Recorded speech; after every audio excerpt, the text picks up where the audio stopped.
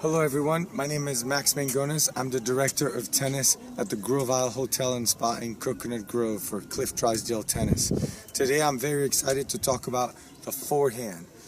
I'm going to talk in particular about the left arm. Okay, a lot of tennis players, I teach a lot of lessons and I see a lot of people just dropping their left arm. Okay, so we're going to talk about the use of the left arm. Why do we have the left arm up? You see a lot of tennis pros, you see pictures of them, you see them setting up and the left arm is fully extended out to the side. One thing that gives you balance, but it also helps you with the shoulder turn. Okay, we'll talk about a couple different steps. In your ready position, your left arm usually cradles the racket at the throat.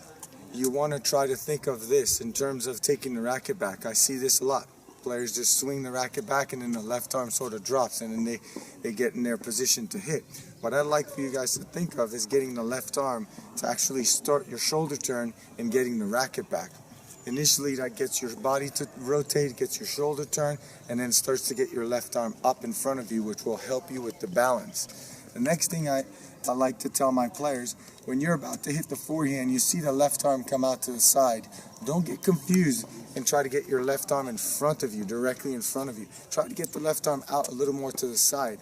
A tip I use with some of my lessons is you get the player to try to grab onto the ball as it comes to you. You try to do that a few times. The ball comes, you try to grab it. That way it forces you to exercise getting the left arm out to the side. Many players who just tend to drop their left arm, they find us a bit uncomfortable getting the left arm out to the side.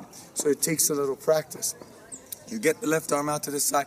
The next thing is, as you're swinging, okay, a lot of times the left arm starts like this. I'm getting excited, my student has the left arm up, and then as they swing, the left arm drops or the left arm goes back to the side or behind you. What you want to think of, you want to try to get your left arm to move out of the way as you swing.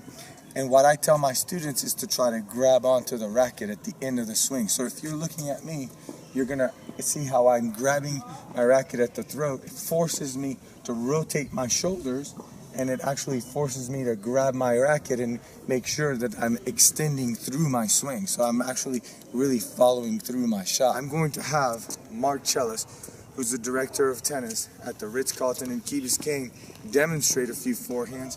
If I can get Mark to come over to the camera.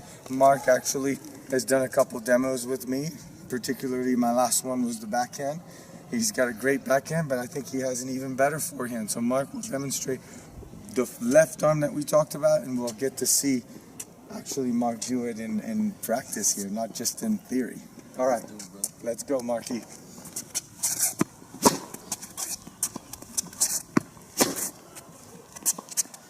Freeze. Okay, now, we were just talking about the left arm. As you can see, Mark starts off the swing. He's got his left arm out to the side. It gives him a good unit turn, and then it starts to help him actually with his balance, and it helps him sort of have a reference point as to where he wants to swing and make contact with the ball. This is very helpful because sometimes players tend to overrun the ball, and then you start to overrun the ball, the left arm drops, and then you get it inside into your forehand, and then you start to pop the ball up. So because he's got his left arm out, now he knows exactly the distance that he wants to try to measure his forehand and then just unload. Now I'm gonna let Mark hit a couple. I'm gonna freeze it as soon as he gets his follow through and he grabs onto that racket.